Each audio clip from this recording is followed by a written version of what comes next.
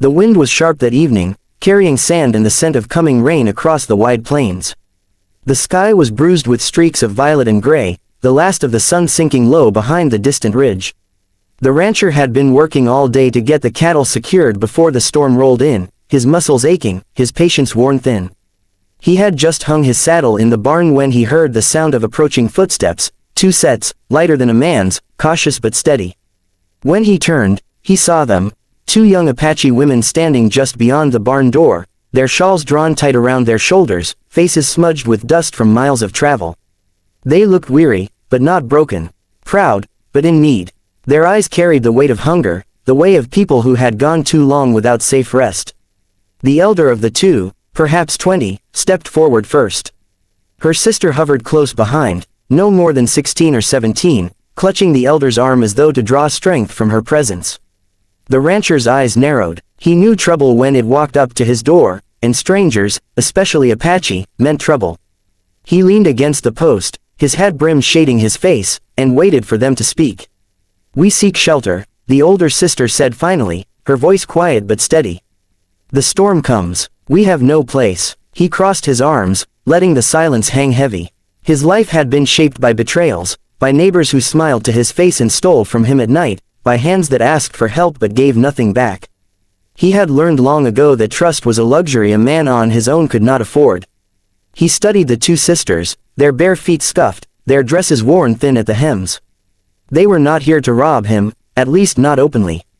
But the thought of opening his door to anyone scraped at the raw edge of his pride and loneliness. Finally, with a bitter laugh, he muttered, "And what would you give me in return?" The younger sister stiffened, her eyes going wide. The elder straightened, her chin lifting just a fraction, though he could see the tremor in her hands as she kept her shawl drawn tight. She did not answer at first, her silence braver than most men he had faced in a fight. But when his smirk deepened, she squared her shoulders and said, "We can work. We know how to cook, sew, mend. We will not be a burden." He let her words hang in the dusty air. Then, with the cruelty of a man testing what flesh was made of, he said flatly, "Work won't keep a man warm. Only if you come to bed with me tonight." The words cut through the air like a whip crack. The younger sister gasped, pulling back as though struck. The elder's face went still, her eyes flashing dark fire even as her jaw trembled. For a heartbeat, she said nothing. He had expected them to cry, to beg, to crumble. Instead, the elder stepped forward, placing herself between him and her sister, her voice low and fierce. "You dishonor yourself," she said. "You think we are weak because we ask for shelter. You think we will trade our dignity for your roof. We will not." Her words stunned him. The steel in them was more than defiance, it was survival sharpened to a blade. The rancher's chest tightened, though he forced his face to remain carved from stone. The younger sister tugged at the elder's sleeve, whispering urgently in their own tongue, but the elder did not yield. She held his gaze, fire against shadow, until he looked away. Something twisted in him then, something that made his cruel words taste like ash on his tongue. He had spoken out of bitterness, out of loneliness so deep it had soured into hardness. He had wanted to scare them off, to protect himself from the risk of caring. But now, standing in the growing dark with the storm, winds whipping around them, he saw not weakness but strength. These sisters had come with nothing but pride and courage, and he had tried to break it. The silence stretched, heavy with their standoff. The younger one's eyes glistened with unshed tears, but her sister's stare never wavered. He felt the weight of it pressing against his chest, making it hard to breathe. For the first time in years, he felt ashamed. The thunder rolled low across the land, and the first fat drops of rain began to fall, dotting the dust between them. The sisters flinched at the sound, but they did not move to leave. They stood as if rooted, unwilling to give him the satisfaction of retreat. Finally, he cleared his throat, his voice rougher than before. "You're bold," he said, softer now. "Bolder than most men I've met."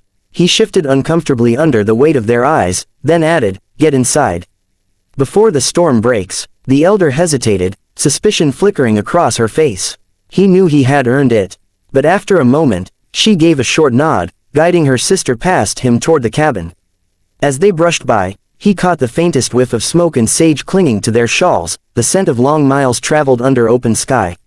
He stood in the rain a moment longer, staring at the horizon where the lightning forked against the dark clouds. His cruel words echoed in his mind, bitter and hollow. He had tested them, tried to break them, and instead he had revealed something about himself he did not much like. With a heavy sigh, he followed them into the cabin, the storm at his back, the weight of his choices pressing on him harder than the thunder overhead. The fire was low inside, throwing long shadows across the room. The sisters huddled near it, the younger one clutching the elder's hand, the elder's chin still high though her shoulders sagged with weariness. He removed his hat, set it aside, and for the first time in years, felt the stirrings of something unfamiliar in his chest, respect, and perhaps the faintest trace of regret. And as the rain began to hammer against the roof, he realized the night would not pass as he had expected. Not with these two women who had walked into his life like a storm of their own, refusing to bend, refusing to be less than whole. The storm raged through the night, pounding the roof of the rancher's cabin until the timbers groaned and the fire sputtered under the draft that whistled through the cracks. The air inside smelled of smoke, wet earth, and the faint leather scent of the rancher's gear drying by the hearth. He sat at the small table, one boot propped on the rung of the chair, arms folded across his chest, his gaze flicking now and then to the two sisters huddled near the fire. The younger one had fallen asleep at last, her head resting against her sister's shoulder, her dark hair spilling loose over the shawl. The elder sat upright, her spine rigid, eyes trained on the door as though expecting him to toss them back into the storm at any moment. She had not spoken since they stepped inside, not even when he'd set out a pot of beans from the night before. She had accepted the bowl for her sister but touched none of it herself. The rancher watched her silently, his jaw tight. Shame still lingered like a bad taste in his mouth from the words he had thrown at her earlier. He could still see the fire in her eyes when she had called him dishonorable, could still feel the sting of her defiance cutting deeper than any blade. He had lived alone so long that cruelty had become his armor. Now, with the storm hemming them all together in one small room, he could not escape the truth of what he had done. When the younger sister stirred in her sleep and murmured something in Apache, the elder leaned down, smoothing a strand of hair from her face, her expression softening for just a heartbeat. The rancher felt something shift in his chest at the sight, a pang of recognition, of longing.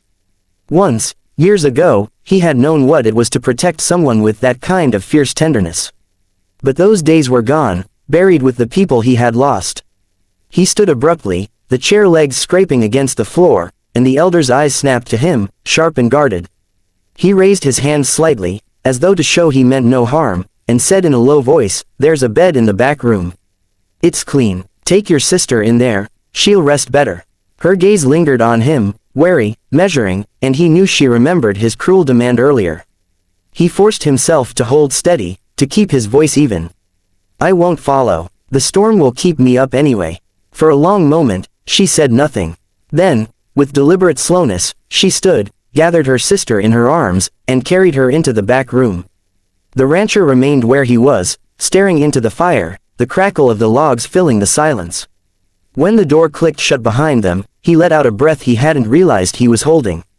Hours passed. The storm eased to a soft patter of rain by dawn, and the gray light of morning seeped through the gaps in the shutters. The rancher dozed in his chair, hat tipped low over his eyes, until the faint creak of the back door roused him. The elder sister had stepped outside, moving quietly so as not to wake her sibling. She paused near the water trough, tilting her face to the cool air, her shawl pulled tight. The rancher followed at a distance, boots crunching softly on damp earth. She turned at the sound, her eyes narrowing. He stopped a few paces away, hat in hand, the rain-washed sky pale behind him. "I owe you an apology," he said. The words felt foreign on his tongue, heavy with the weight of pride broken down. "What I said last night, what I asked, was wrong. I thought it would keep me from caring. That's a hard thing for a man who's been alone too long. But you showed me something I forgot I still had left." Her eyes searched his face, skeptical but curious. "What is that?" she asked. "Respect," he said simply. "For you, for her, for the strength it took to walk here and face a man like me without bowing your head." The silence stretched between them, filled with the chirp of waking birds and the smell of wet earth. She folded her arms across her chest, not yet softening, but the fire in her gaze dimmed from rage to guarded watchfulness. "You spoke dishonor," she said finally. "But you speak truth now." He nodded, his throat tight. "I won't ask anything of you that shames you. If you want to leave when the ground dries, I won't stop you. If you want to stay, you'll be safe here. I don't offer much, but I'll share what I have. For the first time, her shoulders eased, just slightly. She studied him as though testing the sincerity of every word. Then she asked, "Why do you live alone? Where is your family?" He looked away, his jaw working before he answered. "Gone. To sickness. To war. To choices I made that drove others off. All I've had since is this land, these cattle, and the silence." His eyes flicked back to hers. "Until you knocked on my door." Something softened in her face then, the faintest crack in the wall she had built. She let her arms fall to her sides and glanced toward the cabin where her sister still slept. "We need shelter," she said. "But we will not be beholden to you. We will work. You'll get no argument from me," he said. A hint of a smile tugged at the corner of his mouth, the first in what felt like years. "There's more to do here than one man can manage anyway." By the time the younger sister emerged, rubbing her eyes and blinking at the morning light, the elder had already taken the bucket to the well, drawing water with practiced strength. The rancher stepped forward and showed the younger how to scatter feed for the hens, his gruff instructions softened by the girl's shy laughter when one of the birds flapped at her feet. Through the day, they worked side by side. The sisters helped repair a fence that had been weakened in the storm, their nimble hands quick with knots. They mended torn cloth, swept the cabin, and prepared food with herbs he hadn't tasted in years. The rancher found himself watching them more than once, a strange warmth stirring in his chest as the lonely silence of his home filled with quiet voices and the soft rhythm of their presence. That night, when the fire was lit again and the cabin was filled with the scent of stew, the elder sister finally met his gaze without suspicion. Her chin lifted, but not in defiance this time. "You kept your word," she said simply. "I intend to keep it," he replied. She nodded once, and something passed between them then, an understanding, fragile but real, like the first green shoots breaking through dry earth after rain. The rancher leaned back in his chair, his hand resting near his glass of water, and for the first time in a decade, he felt something more than survival. He felt the stirrings of belonging, born not of demand or pride, but of respect earned in the hard light of truth. The storm had carried them to his door, but it was the fire in their hearts, and the humbling of his own, that promised to change the course of all their lives.